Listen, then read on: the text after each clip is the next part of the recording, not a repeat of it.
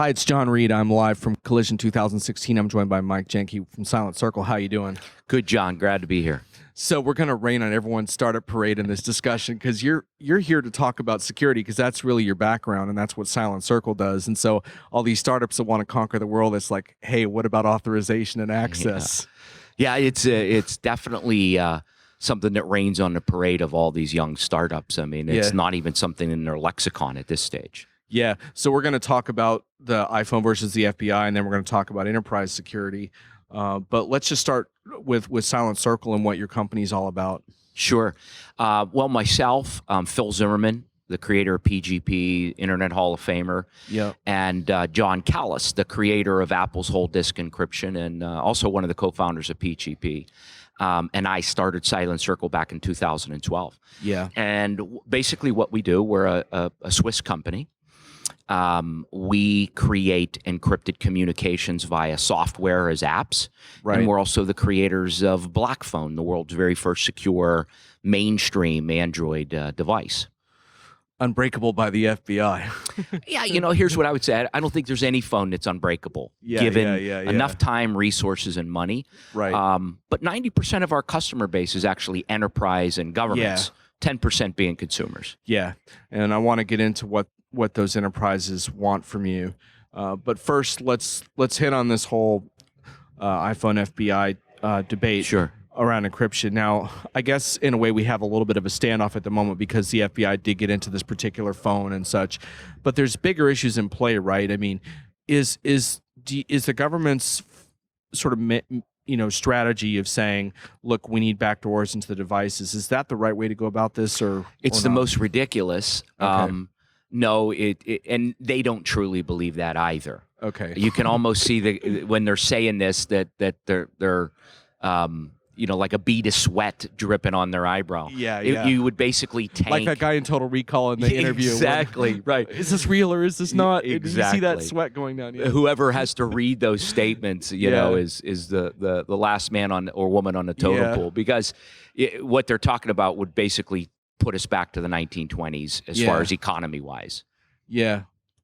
So where do we go from here? I mean, there's been such a blame game in this debate, right? Because the tech companies are being blamed for putting profit over safety, and the government's being blamed for a poor understanding of encryption technology and stifling growth. Like, is there a solution to this, or? I always vote for the geeks. I think that innovation will make it possible.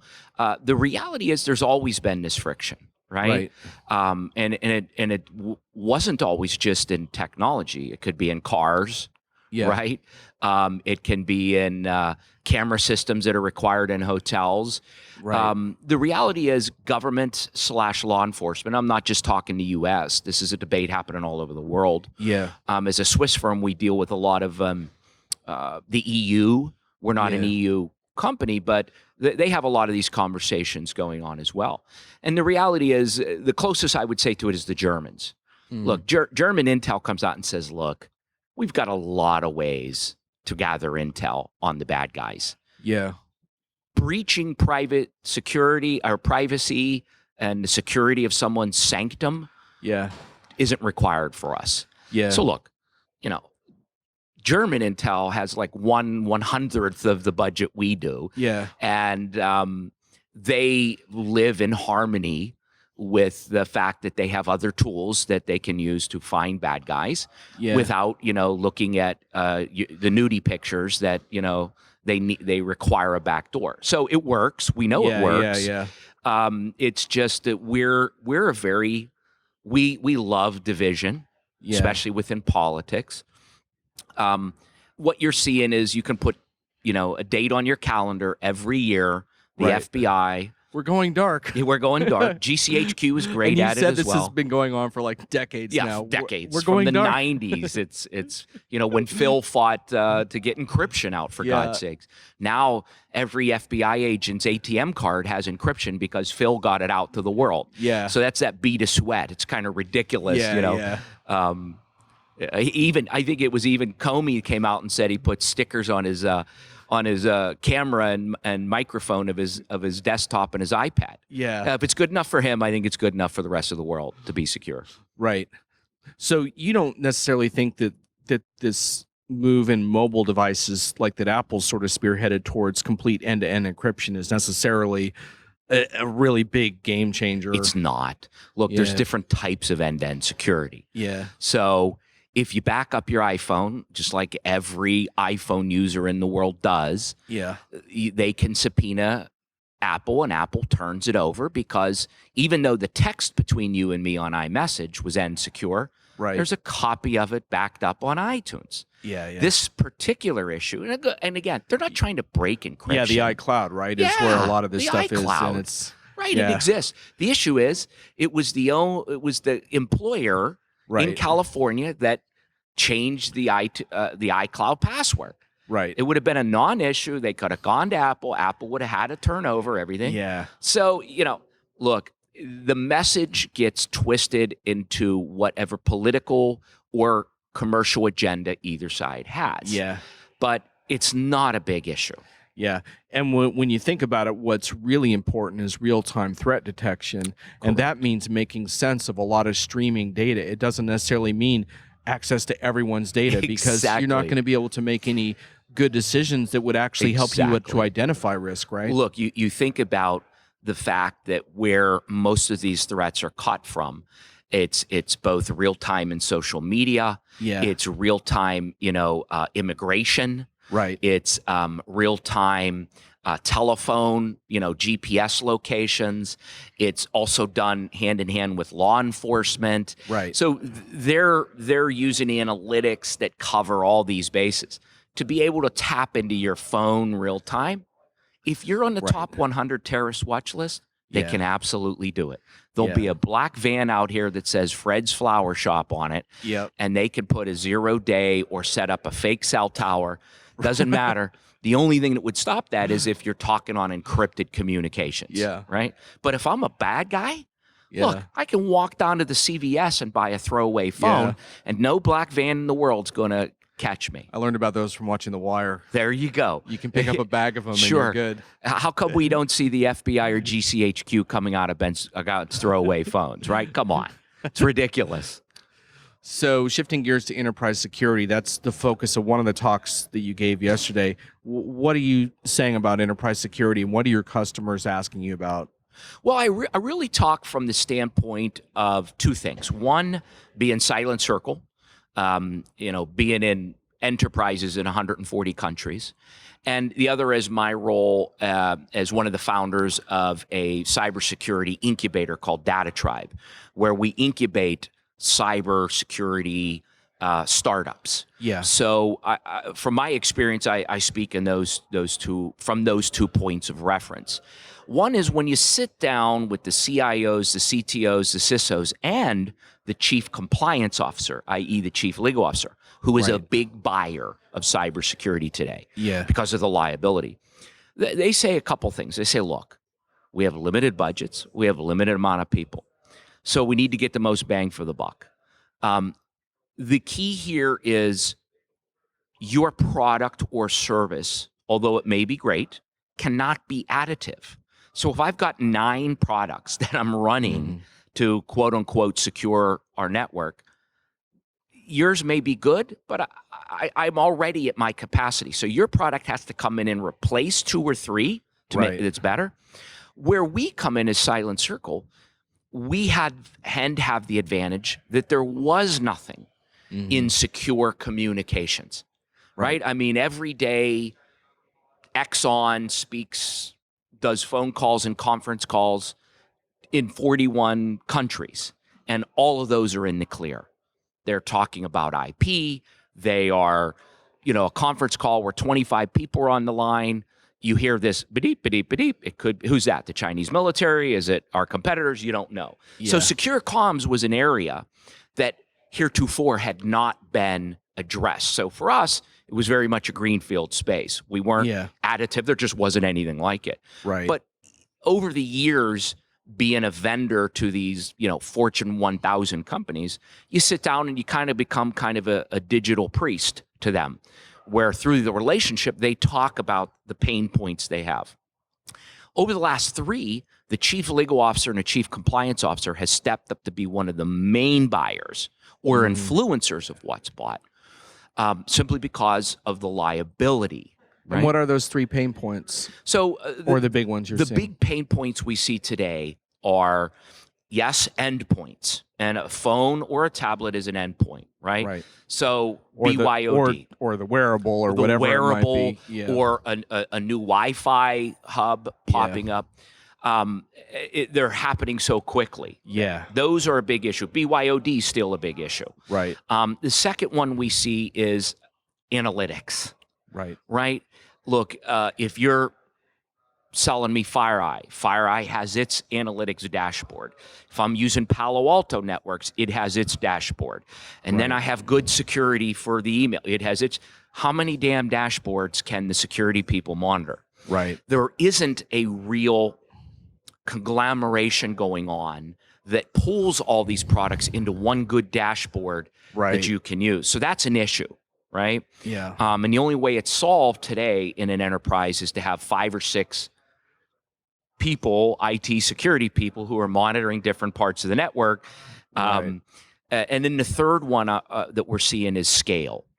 Yeah. So they are moving to the cloud. Everything's moving to the cloud. So they can tear out a lot of this metal. Yeah. But one of the reasons they're not just moving to the cloud is because of ease. It's also because of liability. Right. So think about it in this terms. You're the chief legal officer of Exxon, and I'm the CIO. Today, if there's a breach, you and I are standing on the red carpet to the board, and our job's on the line. Yeah. But guess what? If I outsource a lot of what we're doing to Microsoft, Google, or Amazon into the cloud, hey, if Amazon gets breached, that wasn't you or I, right? We're in the cloud.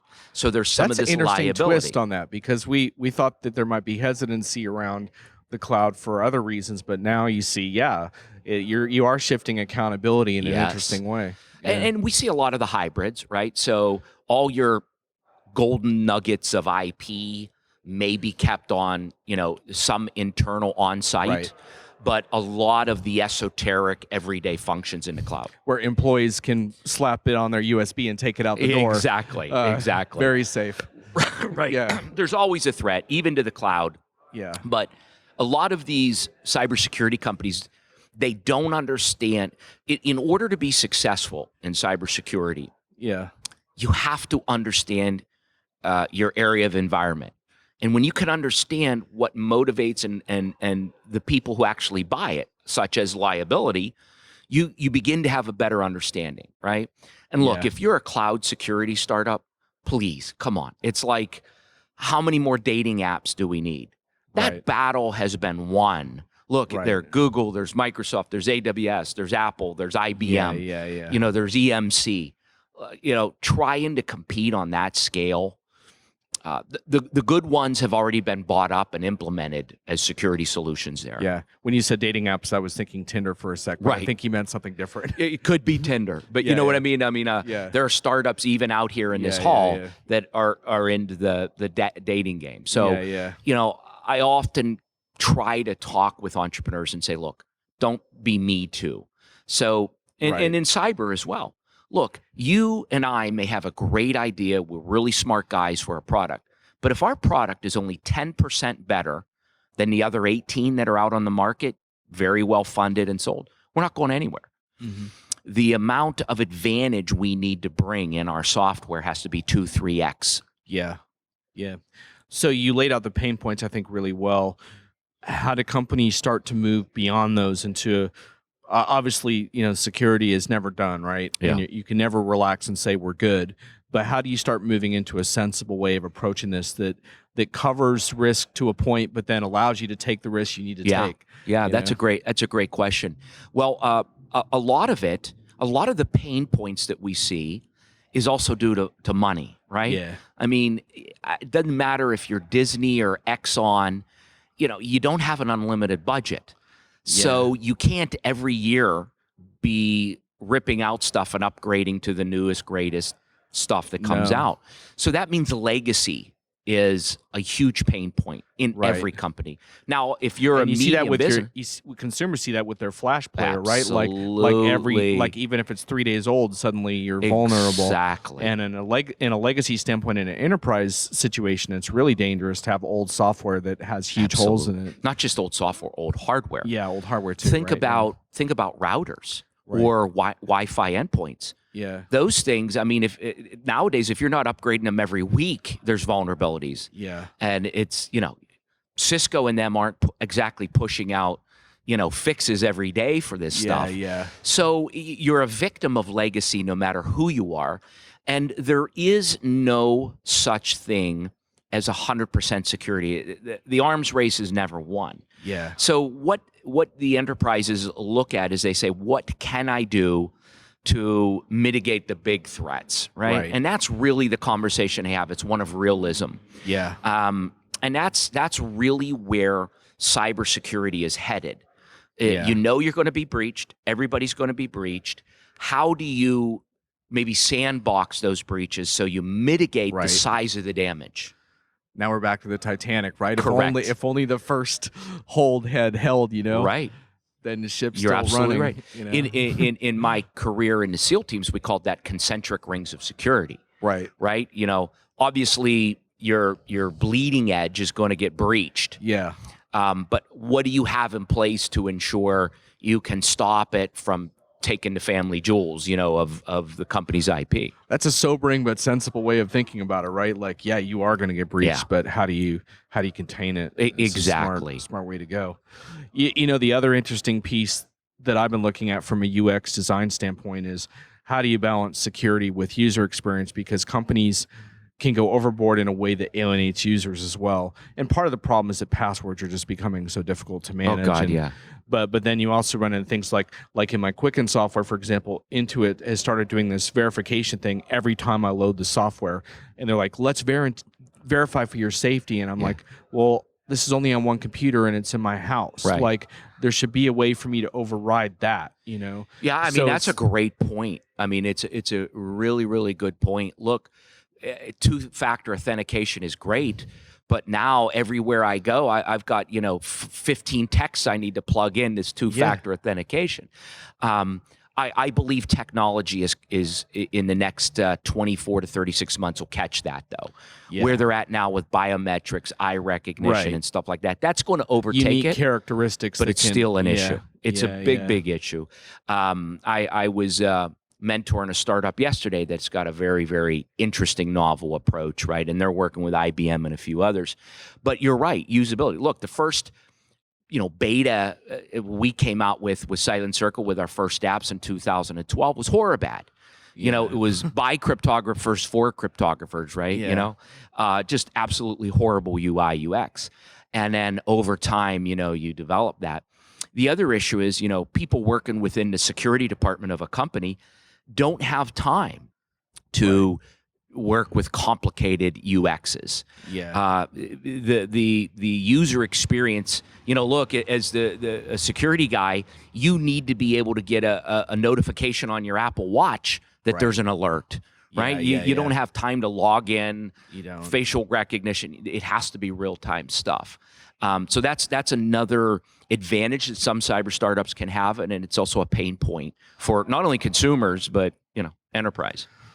Yeah, it will be interesting to see if that can be mitigated through some of those other techniques, because like I talk with startups here, and I talked with a bunch of them in the last few days, and not a single one of them, except for one, brought up the security issues of their product, because they're focused so much on UX. They're in the opposite direction, right? Where they haven't thought about, well, how do I think about security and authorization? It's like, it's not even part of their method, it seems a lot of times, Oh, yeah, that's a huge issue.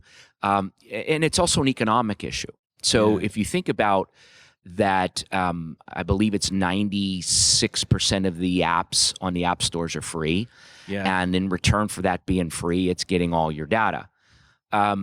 So there's a multi-trillion-dollar economy behind you as the product. Your data is the product, not you, right? Yeah. So if you see a lot of these startups even here, they're got fashion apps, they've got, apps for your running your workout, for social apps, for restaurant review apps. Well, those apps are free, but how they make money is they get your data, and the amount of data they get from you is astounding. Yeah. So, security kind of flies in the face of, right. Look, what if Facebook came out and said, well, we don't want your data. Yeah, Right. They wouldn't exist. They exist because they're able to sell to ad companies your data. Mike, I'm not sure what is scarier. Some of my friends that don't even care about the data they're giving away, or the fact that someone like me who's cognizant of the risks participates in these things anyway, like Facebook, right? Sure. So even though I'm cognizant of them, you're making a conscious decision on some things you won't, right? Yeah. And it's one of those things, once it's seen, it can't be unseen. Yeah. Right? Like I'm maybe overly paranoid, but and that stops me from enjoying the use of some of the amazing technology today. Right. But on the other hand, you'd be surprised. I have a 15-year-old daughter named Isabella that, even in her circle, they're pretty savvy about these things. I mean, look, if they have a preference between Instagram and Snapchat, they're going to Snapchat. You know why? They can delete it. They can have a timer on it. Well, I wonder if young women are ahead of the game a little bit on this, just because they have to deal with more being on the receiving end of sort of that kind of unwelcome sort of stalking of and stuff. They are, and you're trying to figure out how that person figured that out about me. And one of the things I've seen both in Europe and the U.S. is, you're absolutely right. The young gals, up until about 10, it's just free sharing. Don't think about it. Yeah. But come 11, 12, in that age, they are opting to move to a platform that gives them a little more control. Yeah. And I think that's one of the big differences you see between Instagram and, say, the Snapchats, right? There's a very kind of a cognizant guys like us. If you have kids, right, we're immature till we're 40, I think, right? Yeah, the women are always way ahead of us. Yeah, I'm 48 and I'm not sure I've reached that one yet. But yeah, that's a very interesting kind of demographic shift that I see in the teenagers today. And they're pretty good by the time they're 15, 16 of making that convenience versus what I'm willing to share a trade-off. And that's a good thing.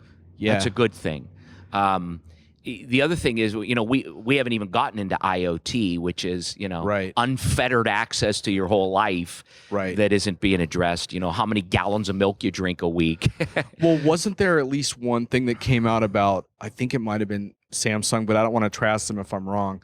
But there was like a TV that was actually recording some of the things going on in the room, and several of them. I think it was LG and Samsung. Yeah. Where, here, click here to agree. Right? Yeah. Or you can go onto our site and read the 600-page agreement on what you agreed to. And at any time it can record, sound and video from what's going on in your living room up to their servers. Then you're like, what? Before we wrap, we should wrap in a sec, 'cause you and I both have meetings, but you're the first Navy SEAL I've interviewed in a while, or former Navy SEAL. Yeah. And I'm wondering if that has influenced your career in certain ways, because I'm thinking about how you must have been in a lot of intense situations where you were evaluating like risk, but then you also knew you had to take a risk. Sure. So it's like you had to weigh both sides of that. You couldn't just play it safe and go for most risk protection. That's exactly right. There's a balance. Yeah. Can you tell us a story about something like that? You'd be shocked at how many former special operations guys are in technology and entrepreneurship, simply because you don't have the same view of risk. Yeah. Right. Risk to me isn't the exact same as most people.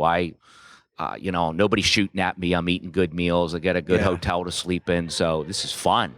Were you ever in a situation as a SEAL where you had to make a split-second decision about risk? Always. Always. That always happens. Yeah. But I think, this is why tech, I hate to make that comparison, but tech is a lot like that, you know? Yeah. Specifically when you're older, an older entrepreneur that has mortgages and mouths to feed and, you know, family and stuff like that. Hey, I'm all in. Let's put our family savings into this. And, you know, it's a great idea. Let's build it. They'll come. But I see, you know, in really great, really good entrepreneurs, the ability to not allow overthinking something, over securing something, hold them back. And that's the beauty of what you see with these startups here today and a lot of these. But in the SEAL teams, you know, you view things a lot differently. So I liken it to, I guess the best example I give you, let's say I had a measuring stick here, right? I view all of us as humans have our own measuring stick. Right. So there are tick marks for things that have happened in your life, death of a loved one, you know, financial issues, health problems, and there are marks that go up how high that affects you on your life. Right. In the SEAL teams, you blow past that, right? So your measuring stick for bad shit that happens is way high. So when you're out of it and you're in everyday life, you go, okay, the car crashed. All right. Yeah, so our company failed. I missed a client meeting because I overslept. Yeah. Go back to bed. Right. You know, the engineering, the beta thing failed at the end of the world. Nah, let's go get a beer. Right. Right. So that's why I see a lot of those experiences able to help me to kind of look at things different. Right. Yeah. And that's the closest assimilation I can make between the two. Well, that's a good note to end on. Thanks for your time and good luck with the rest of the show. Hey, pleasure to be here, John, as always. Thanks, Take care. brother.